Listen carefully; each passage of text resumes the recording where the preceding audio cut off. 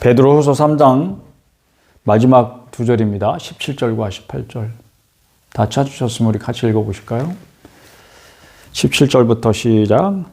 그러므로 사랑하는 자들아 너희가 이것을 미리 알았은즉 무법한 자들의 미혹에 이끌려 너희가 굳센 데서 떨어질까 삼가라.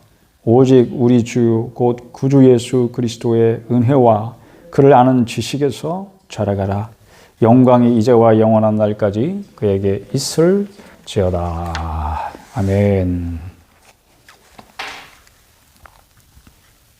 제가 요새 아침에 일어나면 꼭 이렇게 제 자신에게 외치는 구호가 있어요. Do it now, do it now, do it now. 이렇게 3번 하고 시작합니다. 그게 오늘 설교 제목입니다. Do it now, 지금 당장 해라. 이런 뜻입니다. 뭘 당장 해야 될까? 오늘 베드로 후서 말씀을 통해서 그걸 좀 나눠보려고 그러는 거예요. 베드로 사도가 두 번째 편지를 쓴 목적이 이제 3장 1, 2절 나와 있듯이 이미 가르친 교훈을 기억나게 하는 것입니다. 뭔가 어떤 상황이 벌어질 때마다 계속 이럴 땐 이렇게 해라, 저럴 땐 저렇게 해라. 이게 아니에요. 그리스도인들이 처한 현실이 매번 새로운 상황 같잖아요. 근데 그럴 때마다 새로운 해답을 내놓아야 될 것 같죠? 그럼 이럴 때는 어떻게 해야 돼요? 저럴 때는 저렇게 해야 돼요. 저도 이제 목회를 하면서 그 경험을 해봤지만 그런 식으로 이렇게 툭툭 이럴 때 이렇게 해, 저럴 땐 저렇게 해. 두 가지 위험이 있어요. 하나는 내가 그 사람의 삶을 통제하는 거예요. 목사라는 이름으로 뭔가 지도자라는 그런 권위를 가지고 성도들을 삶을 통제하고 이렇게 저렇게 하는 것은 나쁜 거예요. 그거는 병이에요, 병. 굉장히 위험한 것이고요. 두 번째는 의존증이라는 게 생겨요. 자기가 뭔가 해답을 찾고 구하고 이런 과정을 생략하고 그냥 편하게 가서 물어보면 돼. 야, 누구한테 가봐. 여러분 이제 꽤 오래전에 우리 한국에 굉장히 인기 있는 그 동화책 중에 모모라는 책이 있어요, 여러분. 미하엘 엔데가 쓴 모모 여러분 기억나시죠? 그 내용 중에 아무튼 모모한테 가봐. 이 말을 동네 사람들이 하기 시작한 일이 있어요. 근데 걔가 굉장히 어린 아이고 아주 형편없는 몰골을 가진 아이인데 이상한 게 마을 사람들이 그 아이한테 이제 의존하기 시작한 그런 내용이에요. 그러니까 무슨 사건만 터졌다. 그럼 모모한테 가는 거예요. 그리고 어떤 일이 그 해결이 안 되는 아주 어려운 문제가 생겼다. 그럼 고민하지 말고 모모한테 가봐. 그러면 가면 해결이 되는 거예요. 하여튼 그건 다른 얘기는 하지만 우리에게 그런 누군가 있으면 좋겠습니까? 여러분 얼른 생각나죠? 어려운 문제 생겼어. 괴로워. 힘들어. 꼭 해결하고 싶어. 그럼 누굴 찾아가? 무당을 찾아가, 점집을 찾아가, 부적을 사, 저주를 걸어줘. 그런 거예요, 여러분. 우리의 신앙이 그런 것입니까? 그리스도인들이 처한 현실이 매일 부딪히는 상황마다 꼭 그렇게 가서 해답을 듣고 오면 마음이 시원해지고. 이거는 그냥 원인 치료는 안 되는데 그때 증상만 치료하는 거와 똑같은 거예요. 신구약 성경은 그리스도인들의 문제에 대해서 근본적인 해답을 줍니다. 그러므로 어떤 문제가 생겼을 때 성경에서 해답을 찾으려고 해야 되는 거예요. 물론 주의사항 잊지 않고 쓰고 있죠. 1장 20절 보시면, 자, 1장 20절 한번 보십시다. 먼저 할 것은 성경의 모든 예언은 사사로이 풀 것이 아니니. 사사로이 하는 것은 자신의 것, 자기 의견 이런 뜻입니다. 성경의 예언은 자기 의견을 제시하는 것이 아니에요. 그러니까 받을 때도 그걸 자기 의견대로 마음대로 해석하면 안 된다는 그런 의미인데, 첫째는 뭐냐면 결국은 성경의 요구를 제대로 해석하고 이해하는 것은 성령님의 도우심이 필요하다는 그런 말씀이고, 둘째로는 성령님의 도우심이 아주 은밀하고 신비하게 나한테만 주어지는 것이 아니에요. 성경 공부를 같이 하는 그런 모임을 통해서 또 같이 성경을 읽고 토론하고 그 의미에 대해서 서로 의견을 나누는 그런 공동체의 도움이 필요하다는 뜻입니다. 여기서 교회의 역할이 굉장히 중요해지죠. 여러분의 교회는 여러분이 성경을 오해하지 않도록 도움을 주고 있습니까? 여러분이 매일같이 만나는 현실적인 문제의 해답을 성경에서 찾아가는 그런 과정들을 돕고 있는 그런 신실한 사람들이 교회에 있습니까? 여러분 자신은 어떻습니까? 여러분이 시간과 수고를 그리고 여러분의 지갑을 아끼지 않고 열어서 도움을 구하는 사람들에게 기꺼이 그 사람이 그리스도인이든지 그리스도인이 아니든지 간에 여러분의 마음을 열고 기꺼이 도움을 주는 그런 존재입니까? 여러분 자신이요? 베드로 사도는 믿음의 삶을 살아가고 있는 성도들에게 어떤 행동을 할 것을 요구하고 있습니다. 그게 오늘 제목과도 깊이 연관되어 있는 거야. do라는 것은 뭘 해라 이거야. 잘 하라는 말도 아니고 어떻게 뭐 깊이 있게 하라는 말도 아니고 그냥 하라는 말이에요. 근데 어떤 행동을 할 것을 지금 베드로 사도가 지난주에 제가 베드로전서 설교를 했지만 오늘 이제 베드로 후서인데 어떤 행동을 할 것을 계속 반복해서 요구해요. 이게 베드로 개인의 의견이겠습니까? 베드로를 통한 주님의 요구라는 것을 생각해 보세요. 그 행위를 이제 그걸 요약하면 뭐냐면 믿음과 주를 아는 지식에서 자라가라. 오늘 마지막 말씀. 형제를 사랑하고 선행을 하며 거룩한 행실에 힘쓰라. 요약하면 여러분이 가진 믿음이 선한 행실을 통해서 열매 맺도록 힘써라. 이런 권면입니다. 다른 말로 말할까요? 하나님이 부르심과 택하심을 하나님이 너를 부르시고 택하셨단 말이야. 그러면 그게 헛되지 않도록 살아라. 경건한 삶으로서 너의 믿음이 진짜라는 증거를 보여라. 이런 거예요. 그게 베드로후서도 읽어보면 짧은 편지지만 여기저기 이렇게 계속 반복하고 있어요. 그리고요, 인내해라.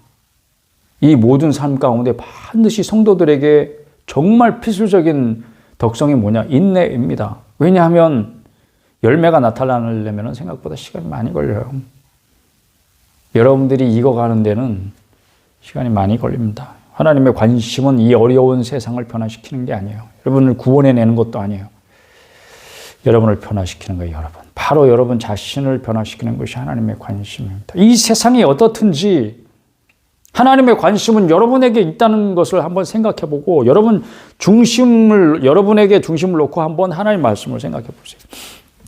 문제는 요거예요. 내가 하나님께 쓸모있는 사람으로 변화되는 거. 그게 하나님이 하시는 일이야. 근데 그게 너무 더뎌요. 이게 더디게 진행되니까 얼마나 걸릴 수도 있어요. 평생 걸릴 수도 있는 일입니다. 근데 하나님께는 시간이 변수가 되지 않아요. 그러니까 여기서 우리 생각과 충동이 일어나죠. 우리 생각은 어때요? 그거 좋은데 빨리 하면 좋겠어. 빨리 이루어지면 좋겠어. 그냥 뭐든지 우리는 조급해요. 막 빨리빨리 됐으면 좋겠어요. 그런데 하나님은요, 우리의 그런 생각을 전혀 아랑곳하지 않으십니다. 그러니까 오늘 말씀도 그렇잖아요. 지금 당장 어떤 문제가 터졌어요. 그러면 우리는 뭘 기대해요? 얼른 쪼르르 달려가면 해답을 들어야 돼요. 속이 시원해져야 돼. 이런 경우는 야, 가서 이렇게 해. 딱 부적 써 붙여두듯이 이거 갖다 베개 밑에 넣어. 그러면 그냥 그거 들고 와서 베개 밑에 놓으면 그냥 내 문제가 시원하게 해결될 것 같은 그런 답을 던져주기를 바라잖아요. 그런데 사도는 그 문제를 그대로 그걸 해결해 줄 생각을 안 하고 그 문제를 그대로 안고 와가지고 성경을 펴들고 성경을 읽고 그 안에서 성령님의 인도를 구하는 기도를 하고 그 문제를 가지고 함께 고민할 모임을 하면서 토론도 하고 신실한 성도들의 도움을 받아가면서 해답을 찾아가라고 하잖아요. 한참 돌아가라는 거죠. 이게 대답을 속 시원하게 팍 찔러주면 좋은데. 근데 그 과정에서 어떤 하나도 빼먹으면 안 돼요. 그 과정에서 교회의 역할을 제대로 할 것. 도움이 필요할 때에 도움을 청할 수 있는 성도와 그룹을 찾을 것.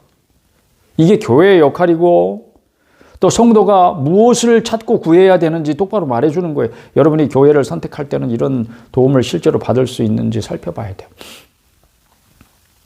그리고 여러분 자신이 어떤 상황에 처하든지 이런 식으로 답을 구하고자 하는 노력을 여러분 자신이 얼마나 하셨는지 나는 묻고 싶어요. 성도들이 경건한 생활을 위해서 실제적인 도움을 또 주고 도움을 또 받고 이럴 수 있는 그런 교회로 만들기 위해서 여러분이 어떤 수고와 노력을 하셨는지 묻고 싶습니다. 여기까지 이야기를 하다 보니까 여러분에게만 책임을 떠넘기는 것 같다는 생각이 좀 드네요. 목사와 장로, 또 가르치는 직분에 있는 그런 분들의 책임은 더 말할 것도 없이 큽니다. 그래서 저 자신도 그 책임에 대해서는 굉장히 무겁게 여기고 있고요. 지상교회는 완전할 수 없다는 그런 말씀을 지난 주일날 베드로전서 설교할 때 했는데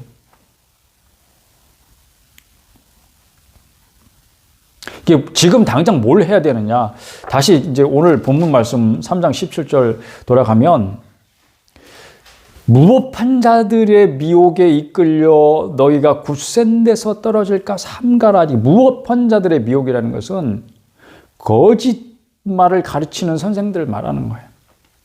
그들이 목사님들이든지 장로님들이든지 뭐 교사들이든지 교회 중직자든지 교회 지도자 노릇을 하는 사람들이 있잖아요. 어른 노릇을 하시는 분들이 있잖아요.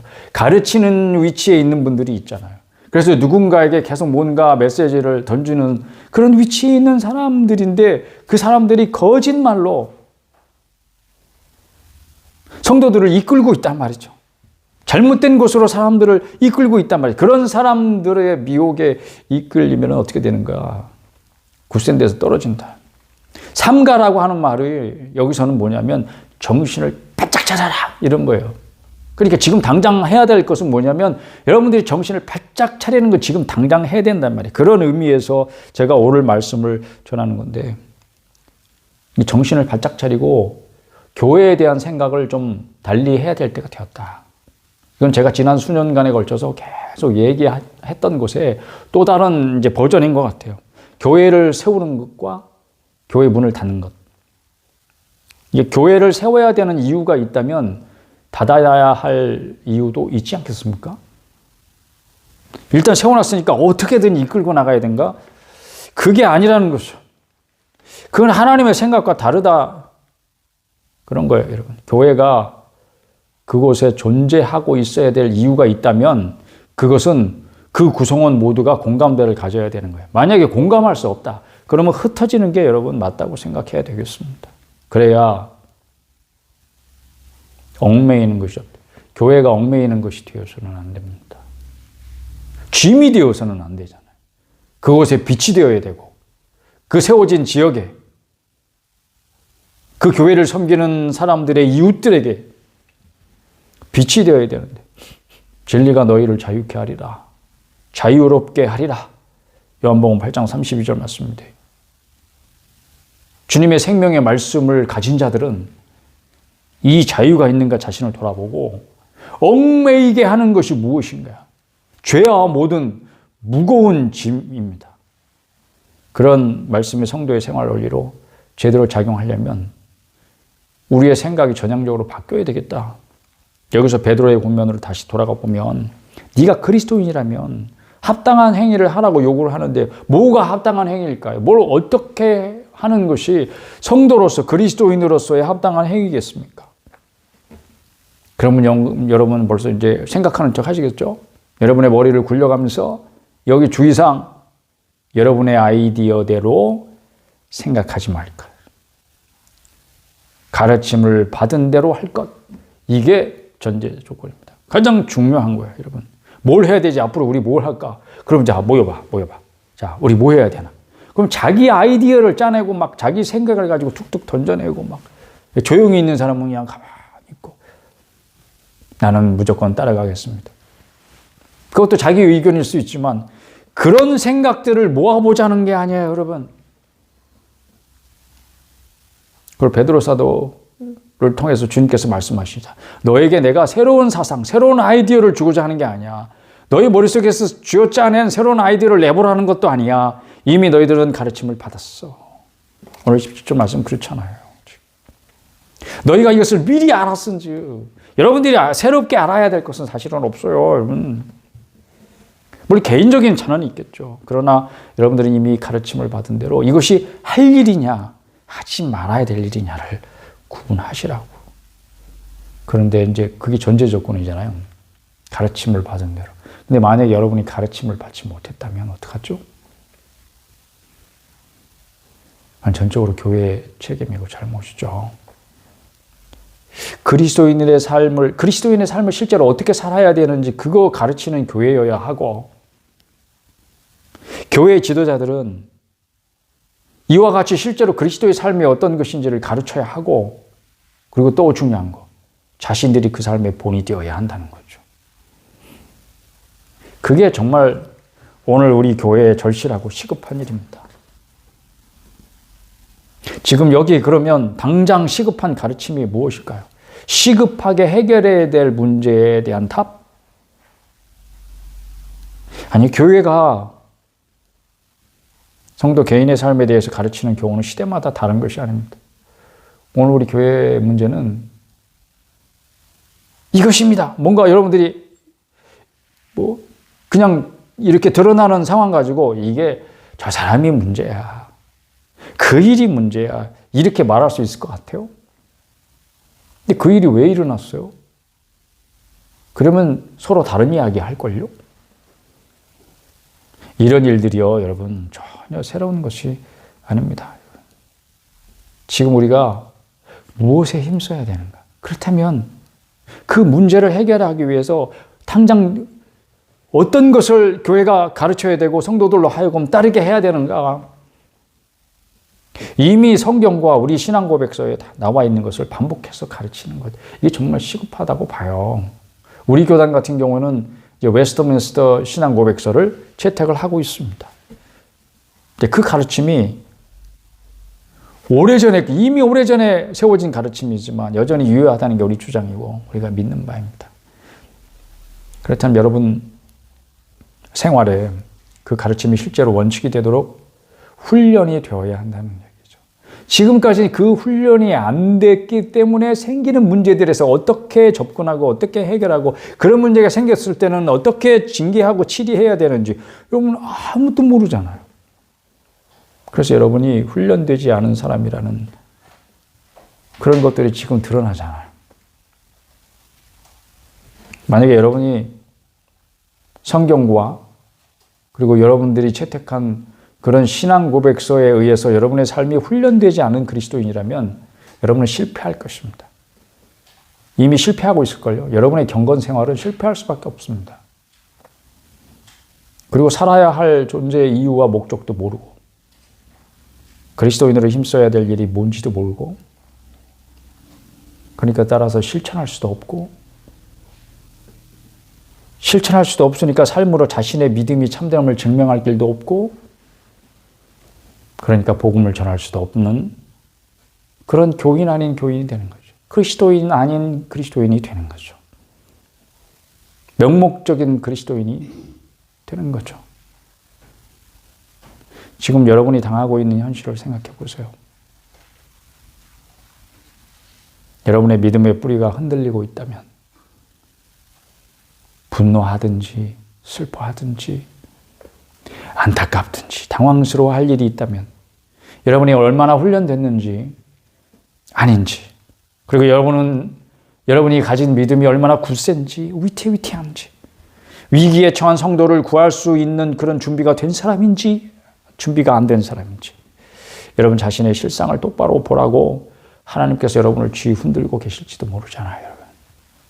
자, 네 바닥을 드러내볼게 내가. 하나님이 그렇게 하신지도 모르잖아요, 지금.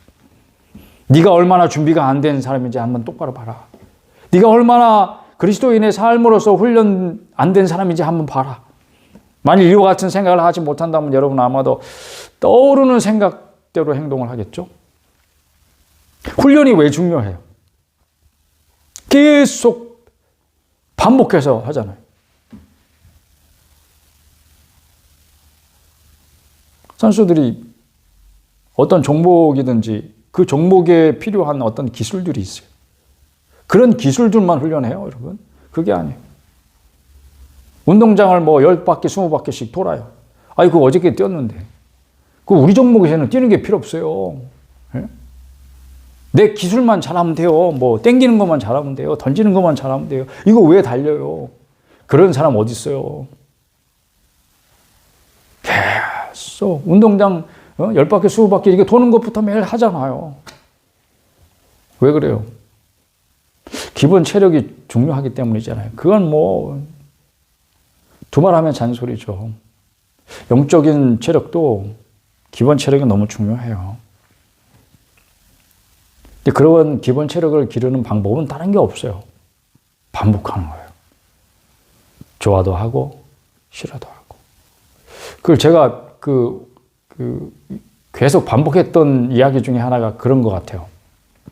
신앙생활은 딴 게 없어. 좋으면 그냥 막 천국에 사는 것 같고, 막 안 좋으면 막 지옥을 헤매는 것 같고, 이게 우리의 모습이잖아요. 그래도 내가 그리스도인이라면 성도로서 해야 될 일들이 있어. 성경 읽고 기도하고 그걸 내 일과 속에 정말 중요한 일과로 삼아서 따로 시간을 떼어내고 그거를 규칙적으로 매일 해가는 것. 성경 공부하고 같이 뭐 구역회로 모이든 또 따로 모임을 소그룹으로 갔든 그런 것들이 우리의 기초 체력을 기르는 반복되어야 할 그런 일들입니다. 여러분 그런 것에 여러분의 시간을 얼마나 투자하고 계시는지 그것을 가끔씩 점검하기 위해서 하나님 우리에게 어려움을 주신다고 생각을 해봐요. 저는 그렇게 생각합니다. 그런데 그런 준비가 안 됐어요, 여러분들이. 그런 훈련이 안 됐어요. 그렇다면 여러분들은 어떤 일이 터졌을 때 여러분의 본성을 따라서 여러분이 평소에 하던 생각대로 행동을 하겠죠. 대개의 경우 하나님 목적과는 상관없이 자기 만족을 위한 행동이 될 거예요. 여기에서부터 다툼이 일어나고 갈등, 분열이 생깁니다. 왜? 자기 만족이라는 것은 다른 사람을 배려하지 않고 자기의 유익을 구하는 것이기 때문입니다. 사랑과 전혀 반대죠. 사랑은요, 자기 유익을 구하지 않습니다. 근데 사람들이 특별히 훈련되지 않는 사람이라면 자기 만족을 위하여 자기 유익을 구하는 그런 일을 하고 행동을 하게 되니까 그런 이익이 똑같지 않잖아요. 서로 충돌하잖아요. 여기서부터 다툼, 갈등, 분열 생기는 거죠. 그게 위험한 거예요. 자기 만족을 위한 일이 위험한 이유는 그게 옳지 않아서가 아니에요. 여러분이 아무리 옳은 일을 하든지 아무리 선한 일을 해도 그게 이제 많은 사람의 칭찬을 받을 수는 있잖아요. 그렇지만 그거는 자기가 주인 된 자리에서 자기 만족을 위해서 하는 일이기 때문에 하나님 나라에는 전혀 쓸데없는 일이 되는 거예요. 그리고 마귀의 도구가 되는 거예요. 악마의 도구라 제가 그렇게 말하겠어요. 하나님 나라에서는 전혀 쓸데없습니다. 악마의 도구가 뭐 하는 데 쓰임 받겠어요? 교회를 허무는 데 쓰임 받죠. 제가 이제 건축가 교수님 이야기를 듣는 중에 옛날 집을 사서 이제 리모델링 하는 경우가 있어요. 근데 리모델링 왜 해요? 옛날 집은 이렇게 좀 더럽고 지저분하니까 깨끗하게 보이기 위해서, 트렌디하게 보이기 위해서 하잖아요. 이게 방들이 옛날 거는 다시 좁잖아요. 그래서 때로 이제 벽을 터서 이제 넓게 공간을 만들고 이런 일을 하잖아요. 근데 정말 위험한 일들이 있대요. 뭐냐면 내력벽을 허무는 거예요. 이게 내력벽이 뭐냐면 기둥 역할을 하는 벽들이 있어요. 이 집들이. 집이 이제 상가 건물하고는 다르게 주택들은 다 기둥이라는 건 없잖아요. 그러니까 벽이 지붕을 떠받치는 기둥 역할을 하는 그런 벽을 내력벽이라고 하는데 그거 절대 건들면 안 된대요. 그런데 실제로 리모델링 현장에서 그 내력벽을 허무는 것을 이렇게 본다는 거예요. 이거 당장 아무래도 괜찮아. 그러면 내가 공사 끝날 때까지만 안 허물어주면 되는 거지. 이렇게 가는 겁니까? 그러면 이게 내일이라도 무너질 수 있고 10년 뒤라도 무너질 수 있는데 언제 허물어져도 이상할 게 없는 거예요. 내력벽은 건드리면 안 되는 거예요. 여러분 한 사람 한 사람이 교회의 벽돌 한 장 한 장일 수도 있고 거기 끼워줘서 지붕의 무게를 견디고 있는 내력벽일 수 있는 거예요. 함께 교회를 지어져 가는 거잖아요. 여러분이. 한 사람 한 사람이. 근데 여러분을 거기서 이게 빼내려고 하는 게 악마의 도구들이 활동하는 일이에요. 여러분을 거기서 빼내고 싶어 한다고. 여러분의 교회가, 여러분이 속해 있는 그런 신앙의 공동체가, 여러분이 활동하고 있는 그런 성도의 모임이, 아니면 한국교회가 처한 형편이 어쩌면 리모델링 한답시고 내력벽을 허물어버린 그런 옛날 집 같지 않은가. 그렇다면 언제 허물어져도 이상할 게 하나도 없는 거죠. 그렇다면 희망은 없는 것인가? 희망을 어떻게 찾을 수 있는가? 우리에게 일어나고 있는 일들을 정직하게 대면할 수 있다면 세상은 우리가 가진 복음을 진지하게 반응할 줄 저는 믿습니다. 정직하게. 어떻게 하는 게 정직한 거예요? 여러분이 여전히 거듭난 이후에도 여러분은 불완전하다는 거예요. 그래서 날마다 말씀으로 샤워하고, 목욕은 해서 온몸이 깨끗하지만 맨날 왔다 갔다 하니까 발은 더럽혀지지. 발은 매일 씻어야 되는 것처럼 그렇게 날마다 회개해야 되는 것이 우리의 진짜 모습이라는 것.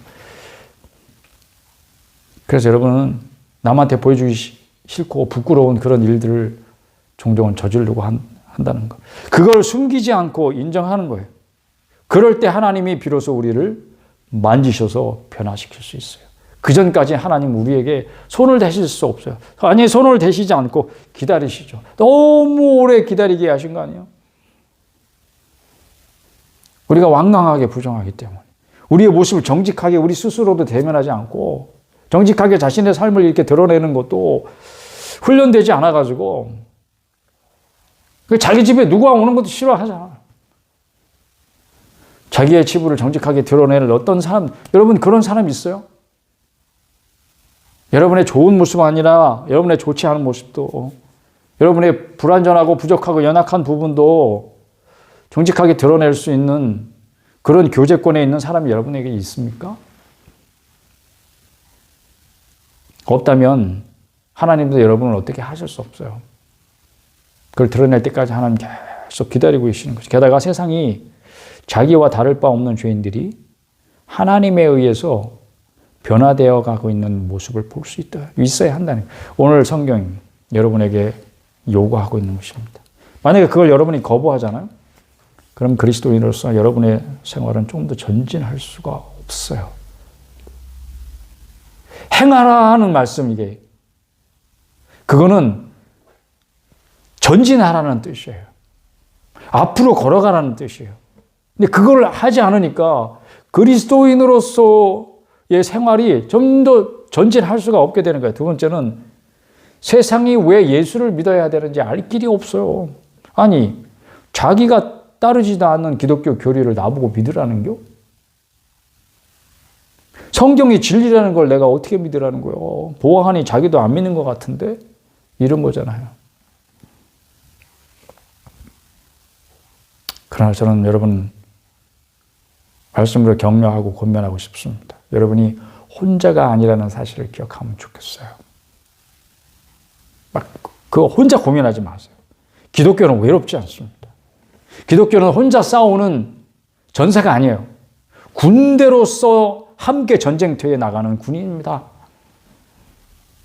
그리고 그 군대의 대장은 예수님이시고요. 그러니까 여러분의 믿음이 성장하고 그리스도를 더 깊이 알아가고 온전한 자가 되는 일은 혼자서 하라는 게 아니에요. 혼자서 할 수 있는 일도 아니고, 그러니까 함께 할 사람을 찾는 게 이게 관건이에요. 함께 할 수 있는 교회를 찾는 것이 관건입니다. 하나님은 여러분을 절대 혼자 내버려 두시지 않습니다. 내가 세상 끝날까지 너와 함께 있을게. 이게 주님의 약속이잖아요. 그 약속을 여러분이 기억해 내십시오. 그리고 힘을 내시고 주변을 정신을 차리고 정신을 바짝 차리시고, 여기서 이제 정신을 바짝 차려야 되는 일이 생기는 거예요. 주변을 돌아보세요. 그러면 하나님은 여러분을 돕는 자를 언제 어디서든지 보내주고 계십니다. 이건 제 개인적인 경험이다 해요. 어렸을 때부터 돌아보면 제가 신앙의 위기를 만났을 때 하나님 언제든지 나를 하여금 정신을 차리게 하는 사람을 꼭 보내주셨어요. 그리고 언제든지 큰 문제 속에 봉착해가서 고민하고 있을 때 하나님 그게 사람이든지 아니면 주로 저는 새 책을 보게 하시든지 옛날 책을 다시 꺼내 보게 하시든지 그 책에 눈길이 가게 하셔서 그 책을 열어볼 때 거기서 해답을 찾게 하시는 방법도 사용하셨는데 어떤 방법이든지 하나님은 돕는 자를 보내주시는 분이십니다. 그걸 반드시 주변에서 찾으시기를 바라요. 반드시 있습니다. 그리고 여러분은 그 도움을 받으셔야 돼요. 근데 도움을 받기 위해서는 해야 될 일이 있습니다. 지금 당장 여러분 도움을 청하셔야 됩니다. 날 도와주세요. 날 도와주세요. 날 도와줘. 그럼 누가 듣는 사람이 반드시 있어요. 도움을 청하는 것은 도와주세요. 뭘 도와줄까? 알아서 도와주세요. 제가 제일 답답한 것 중에 하나가 기도 제목이 뭘까요? 목사님 다 아시잖아요. 내가 신이에요. 내가 하나님 앞에 늘 그분을 위해서 기도하긴 하지만 목사님 다 아시네. 알아서 해주세요. 도와줄 수 없어요. 여러분의 마음을 열고 여러분의 문제가 뭔지를 알리셔야 돼요. 도움이라는 건 제일 중요한 게 하나님의 도움이잖아요. 그러니까 항상 여러분이 어떤 일이건 먼저 기도로 하나님께 구하세요. 그리고 성숙한 성도에게 그리고 목회자에게 구하세요. 도움을 구하세요. 여러분 교회에 없다. 그럼 밖에서라도 교제권을 더 넓혀서 찾으세요. 있습니다. 반드시. 여러분을 위해 기도해 줄 수 있는 그룹을 만드세요. 그리고 신앙을 주제로 여러분의 영적인 문제, 영적인 성장, 그리스도를 더 깊이 알아가는 지식 이런 이야기를 나눌 수 있는 영적인 동료들을 만나세요. 그런 그룹을 만드셔야 됩니다. 그리고 그 가운데서 여러분 자신의 삶을 나누어도 허물이 되지 않는 그런 모임을 만드세요. 여러분의 교회가 그런 필요를 채워주고 있지 못하다면 그건 안타까운 일이긴 하죠. 그렇지만 모든 것이 어떤 교회든지 한꺼번에 채워지지는 않아요. 그리고 어쩌면 교회 안에 있는 모든 이들이 사실 만나서 이야기를 나눠보면 그런 필요를 다 느껴요. 느끼지만 방법을 모를 수도 있어요. 그거는 목사님이라고 다르지 않아요. 왜냐하면 목사님의 영적인 수준도 천차만별이기 때문에 어떤 분은 너무나 잘 아는 문제를 어떤 분은 전혀 생각도 못하고 있을 수도 있어요. 다 똑같지 않다고요. 문제는 여러분이 도움이 필요하다는 걸 알아야 되고 직접 그 도움을 찾아 나서야 된다는 걸 아시면 좋겠어요. 또 다른 교인들 역시 그런 도움이 필요하다는 걸 아시면 좋겠어요. 하나님이 여러분 진실한 간구에 응답하셔서 말씀대로 살아내는데 도움을 주고 도움을 받을 수 있는 그런 관계들이 여러분 삶 가운데 이루어지기를 바라고 축복합니다. 그러려면 이제 마지막 권면이에요. 한번 생각을 해보세요. 그러려면 정말 중요한 거 있어요. 왜냐하면 첫째로는 안전하고 고요한 신앙생활을 꿈꾸지 마세요.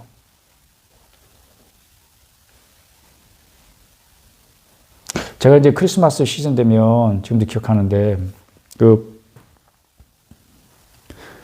제가 살던 동네 그 지하철역에 뭐 크리스마스 트리 이렇게 장식 한 달 전부터 하고 점등을 해놓고 혹은 여기 이제 새해 소망 기도 제목을 써주세요 이렇게 메모지를 놓고 저희가 함께 기도해 드리겠습니다. 이제 교회 이름으로 그러면 거기다 막 지하철역 왔다 갔다 하신 분들이 막 써서 이제 붙여요. 새해 소망 뭐 기도 제목 이런 거 붙이잖아요. 그러면 대부분 그냥 건강했으면 좋겠어요. 우리 가족 행복했으면 좋겠어요. 다 원하는 게 그냥 비슷비슷해요. 그렇지만 우리는 알아요. 하나님이 우리에게 병도 주신다는 거. 실패도 주신다는 거. 이별도 주신다는 거예요.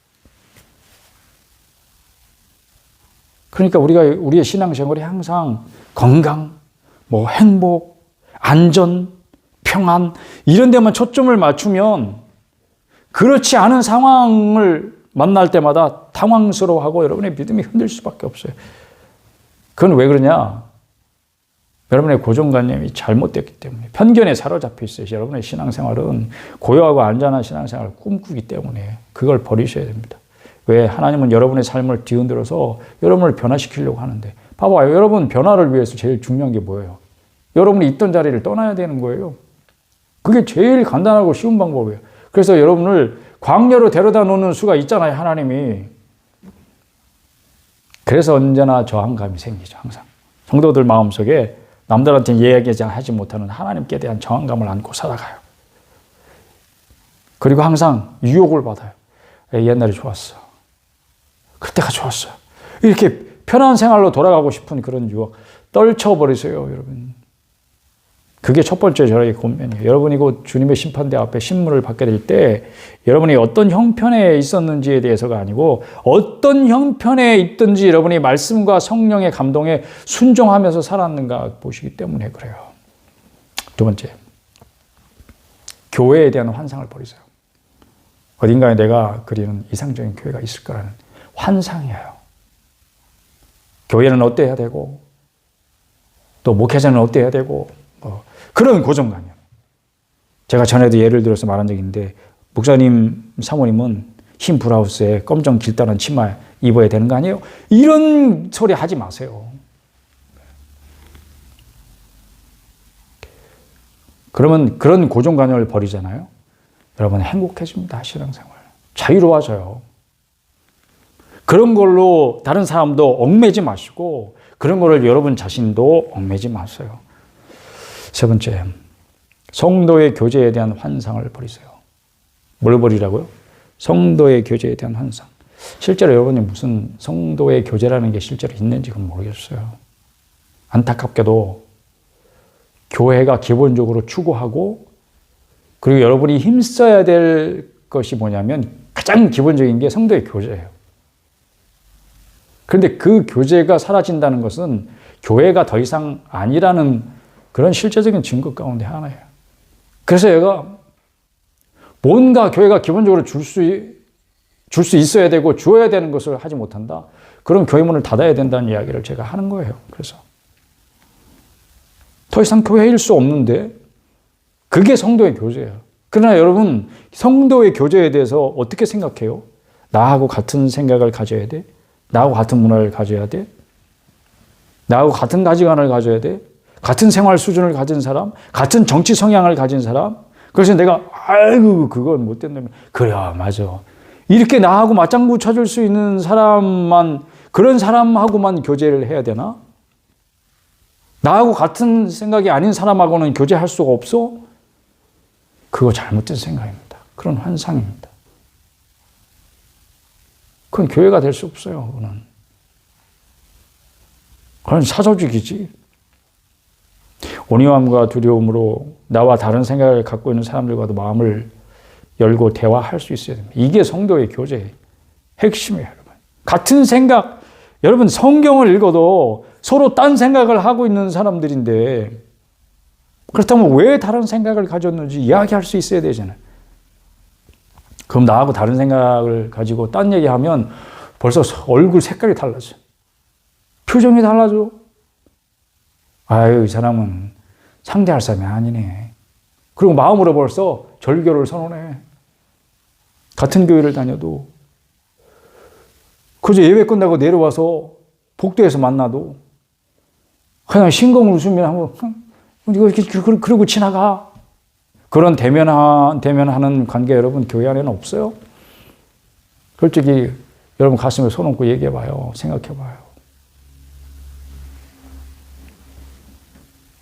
그런 사람이 장로야? 그런 사람이 권사야? 그래, 잘해봐. 니네끼리 잘해봐. 솔직히 이런 적 없어요? 있어요? 없어요? 양심에 손을 얹고 한번 생각을 해봐요. 혼자 있지 마세요. 여러분, 여러분은 교회가 필요한 존재죠. 근데 이것도 생각해 주세요. 교회가 여러분을 필요로 해요. 교회는 여러분이 필요해요. 여러분 좀 더 설명해 보죠. 말씀과 성령의 역사가 여러분 한 사람을 변화시키잖아요. 그럼 여러분 한 사람의 변화는 반드시 다른 누군가에게 영향을 미치게 돼 있어요. 한 사람의 변화로 끝이지 않고요. 교회의 변화로 이어질 수 있다는 얘기죠. 여러분 그 안에서 그리스도의 장성한 분량이 충만한 데 이르도록 온전한 자로 자라날 것입니다. 그 일을 이루기 위해서 하나님 때때로 환난도 오게 하시고 고통스러운 경험도 겪게 하시고 그렇죠. 이게 하나님이 일하시는 방식입니다. 그러니까 여러분의 좁은 소견으로 하나님의 영역을 제한하지 마세요. 부디 바라기는 교회의 주인이신 하나님과 머리이신 그리스도께서 교회의 생존과 성장에 필요한 자양분을 끊임없이 우리에게 공급하신다는 것을 믿으시기를 바랍니다. 어떤 경우에도. 이 믿음이 흔들리면 안 됩니다. 그게 너무 더뎌서 그게 대개 이제 우리의 완악함 때문인데 그게 너무 더뎌가지고 눈에 보이는 게 시원치 않을 수 있어요. 결실이 열매가 잘 안 보일 수 있어요. 오래 걸릴 수 있습니다. 주님께서 원하시는 모습으로 변화되는 게 여러분 자신을 포함해서 한 번에 안 되기 때문에 이것도 대개 우리 완악함 때문인데 어려움을 겪는 것도요. 같은 일을 자꾸 반복해서 겪는 거예요. 한 번, 두 번, 세 번 이렇게 겪게 하신다는 것도 아셔야 됩니다. 그런 걸 알아야 힘들어도 당황스럽거나 흔들리거나 떠나지 않아요. 이 모든 일에 대해서 성경이 이미 가르치고 있습니다. 실제 여러분이 경험하게 될 때 당황스러워도 믿음이 흔들리지 않도록 정신을 바짝 차리시기를 바랍니다. 3장 17절에 삼가라가 무슨 뜻이라고요? 정신을 바짝 차려라. 성경에 써놓으세요. 거기다. 정신을 바짝 차려라. 그리고 거기다 여러분의 이름도 덧붙여놓고 아무개야 정신을 바짝 차려라. 이렇게 써놓으시라고. 언제든지 자신의 마음을 정직하게 드러내십시오. 여기 이제 지혜가 필요한 영역이긴 하지만 아무한테나 나 이래 나 저래 막 이러고 막 까발리라는 게 아니고 지혜가 좀 필요한 영역이긴 하지만 항상 하나님께 도우심을 구하고 그리고 여러분은 어떤 경우에도 하나님의 보살핌 안에 있다는 것. 안정감은 오직 하나님 안에서만 구할 수 있다는 사실 굳게 믿으시면서 인내하시기를 바랍니다. 분명히 말씀드리는데 이 모든 것은 지나갈 것입니다. 할렐루야.